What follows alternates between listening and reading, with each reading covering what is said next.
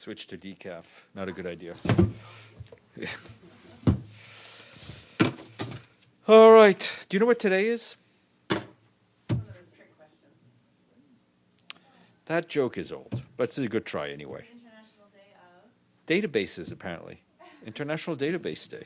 Say hello to your favorite, say happy birthday or whatever, happy day to your favorite database. All right, on that note,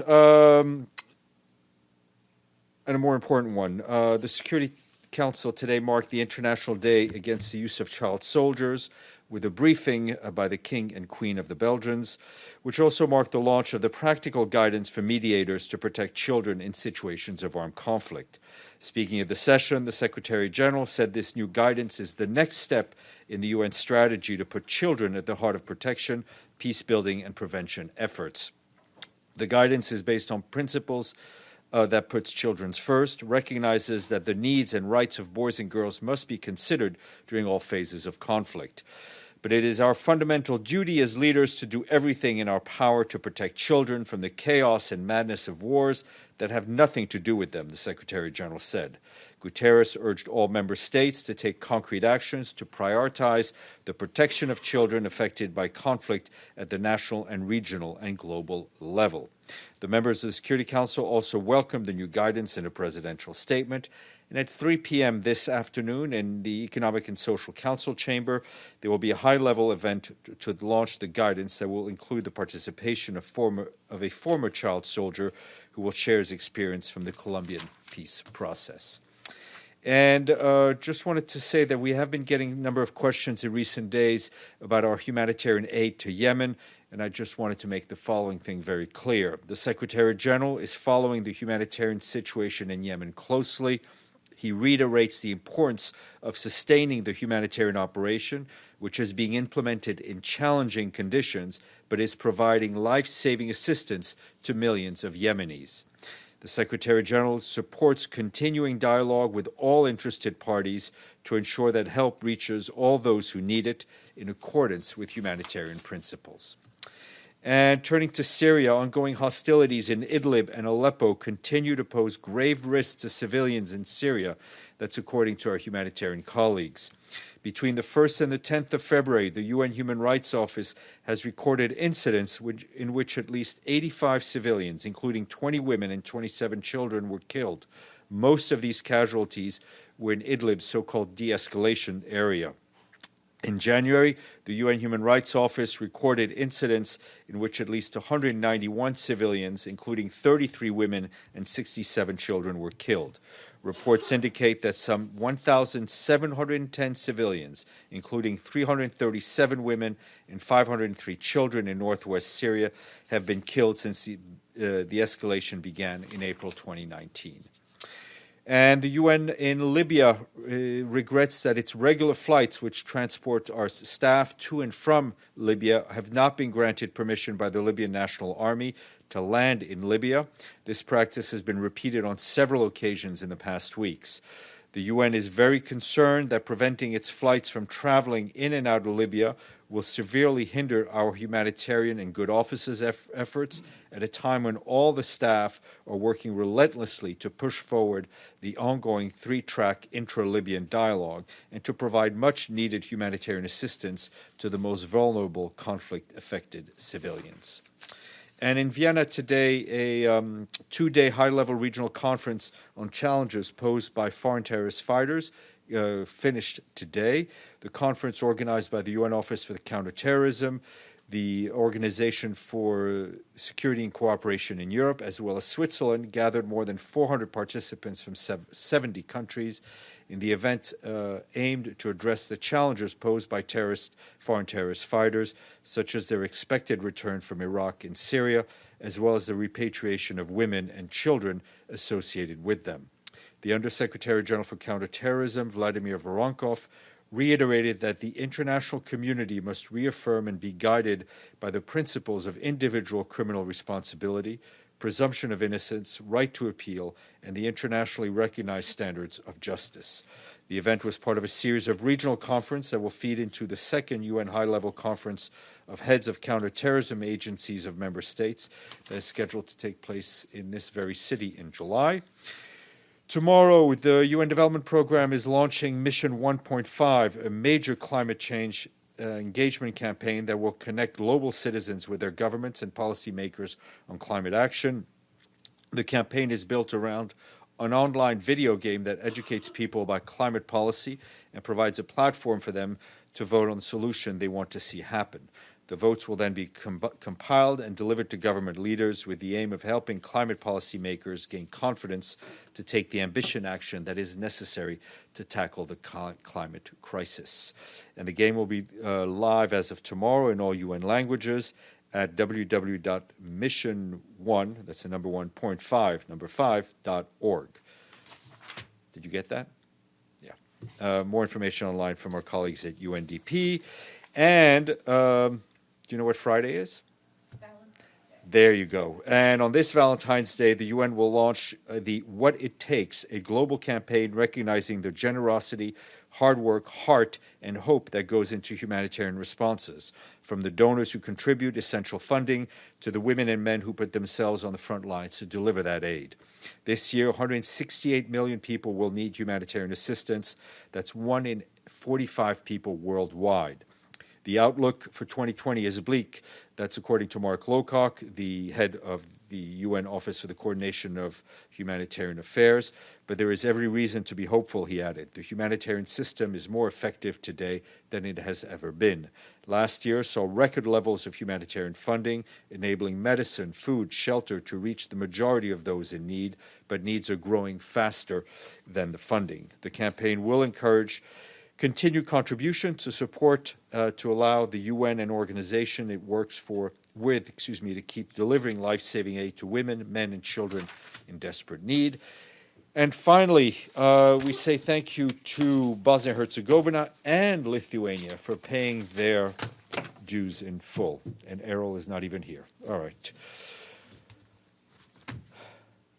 Mr. Avni, why not? Okay, I'll start. So this is about logistics. I understand that the Secretary General sometimes have issues with travel, but we plebeians, we use companies like Expedia and TripAdvisor and Airbnb for booking our trips. Does he recommend we stop? I think I know where you're going with this question, Benny. The list you may be referring to was issued by the High Commissioner for Human Rights following a mandate given to her and her predecessor by the Human Rights Council. I think any questions having to do with that list should be referred to them. So can we continue as far as I the think Secretary General, despite that list? I think any questions regarding that list should be referred to her. Yep. The Israeli government called the publishing of the list shameful. Do you have any reaction to that? Again, this was a list, this was a project mandated by member states of the Human Rights Council to the High Commissioner for Human Rights, and she was implementing that mandate. It's not for the Secretary General to comment further. And Stéphane, on Syria, the Kurdish-led Syrian Democratic Forces announced that they will start, with the help of Finland and some European countries, the process of trial of ISIS terrorist fighters, the foreign fighters. Does Secretary General have any comments about this? I haven't seen that report. I will look into it, but it's clear for us that any judicial proceedings should be done in full compliance with international standards. Yes, Maggie. Stéphane, this Libya business with the UN flights not being allowed to land, is there any action or recourse the UN is trying to take? Are you going to the Security Council to inform them of it? We're pushing with our Libyan counterparts. We're not going to put people's lives at risk and land without permission, obviously. But this is, as you said, this has been a recurring issue, which is hampering our ability to do our work at a critical time. Mr. Abadi. Thank you, Stéphane. There are indications that there is significant progress in the U.S.-Taliban talks regarding reduction of violence in Afghanistan. Does the Secretary General have any encouraging words? Well,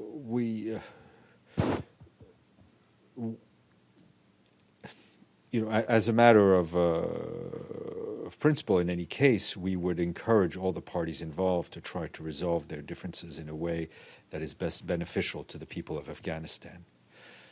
Sir. Yeah, thanks. On the stuff that you said about Libya, the flights, you just said that you're not going to land without permission. But these are UN planes that are landing in Tripoli, and this permission is not being granted by Haftar's forces.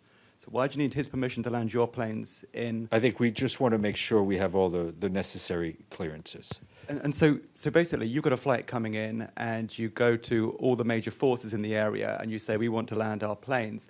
They come back to you, and they say, it's not safe. And then you say, OK, we're not going to land our planes. I mean, it goes without saying that you want to make sure that all the passengers on the plane are safe. You think they'll shoot you down? Flight clearance is pretty basic. We're not landing fighter planes. We're landing passenger planes. Mario. Steph, any issues that the ESG wants to raise with the Spanish foreign minister when they meet later today? The meeting was at the request of the Spanish foreign minister. We'll see what comes up. Edie. Steph, going back to Idlib, the fighting attacks seem to be growing day by day. What steps is the Secretary General taking to try to de-escalate the violence? Messages are being passed to all the parties via various channels. Our central concern is for the people of northern Syria and for our ability to deliver humanitarian aid to them. Yes. As you know, part of the issue these days is the tension between Turkey and Syrian government forces. Has the Secretary General been in touch with either side personally about this growing tension? As I said, contacts have been had at various levels. Yes, Maria and then Benny. Thank you, Steph. So one of Russian diplomats suggested, I would say, that the meeting between leaders of P5, which was proposed by Russian President Vladimir Putin, could be held in United Nations during High-Level Week. Was Secretary General contacted by Russians regarding the organization of such a meeting? I haven't asked the SG that direct question, but it is clear that we would welcome any meetings of the 5 permanent members of the Security Council, which we would hope would lead to increased cooperation between those 5 within the work of the Security Council. Mr. Avni. One follow-up to my travel questions. I don't know, my memory is a bit hazy on this, but old man. But didn't the GA at one point request the Secretary General issue a similar list of companies that do business in the territories? And if so, where is it at? Sorry, there was a nice musical backdrop. You may be just slightly older than me, Benny, but my memory is also as hazy. So we can do some research together. Okay. All right. On that note, I wish you all an extremely pleasant day.